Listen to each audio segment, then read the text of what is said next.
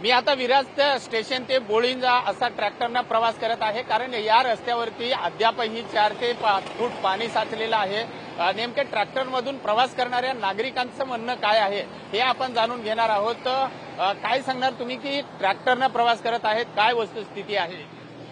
नमस्कार। प्रथम तर TV9चे मी खूप खूप आभार मानतो की त्यांनी या कठीण प्रसंगी आमच्या भावना समजून घेतलेल्या आहेत। हा वसई विरारचा विकास म्हणावा की हा झालेला भकास म्हणावा, हेच म्हणणं आता योग्य ठरणार आहे, कारण आमचे वसई विरारचे पूर्वीचे आयुक्त आणि नगर विकास रेड्डी हे आता जेलमध्ये आहेत आणि संपूर्ण ही जनता आता रस्त्यावरती आलेली आहे। मागच्या 48 तासापासून ही जनता पावसामध्ये आहे आणि गावातल्या लोकांची घरं पाण्याखाली गेलेली आहेत, परंतु प्रशासनाला अजून कोणाला जाग आलेली नाहीये। आणि आपण म्हणावं तसं की वसई विरारला पाणी नाहीये, घरामध्ये पाणी नाही, पण हा रस्त्यावरती पाणी आणून दाखवला, हे प्रशासनाचं आपल्याला कौतुक करावं लागेल।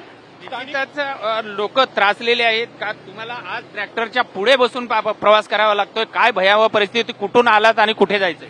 मी आगाशीला राहतो आणि कालपासून मी विरारवरून इथे आलो, पण मला एकही वाहन नाही, फक्त ट्रॅक्टरचा सहारा आहे आणि त्यानेच आम्ही आता विरारवरला ये जा करतो आणि भयंकर त्रास आहे इथून। काका, आपण काय वाटतंय, एवढा जीव घेणा प्रवास करताय, असं लटकून जाताय तुम्ही? हाँ, क्या करेगा। निश्चित। ताई, तुम्ही कुठून चाललात आणि कुठं जायचंय? मला अंधेरीला जायचंय, मी जॉबसाठी जाते, पण आता रिक्षाची सोय नाही म्हणून आम्ही ट्रॅक्टरमध्ये जातोय। काय परिस्थिती आहे तुमच्या सगळ्या परिसरात?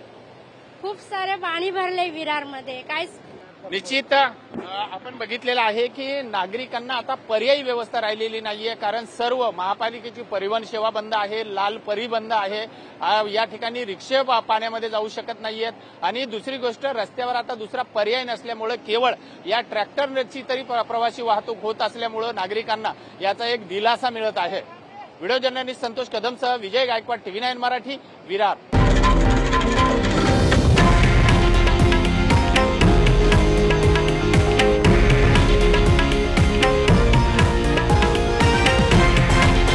हे आहे देशातील नंबर 1 न्यूज नेटवर्क आणि आपण पाहत आहात TV9 मराठी, एकमेव।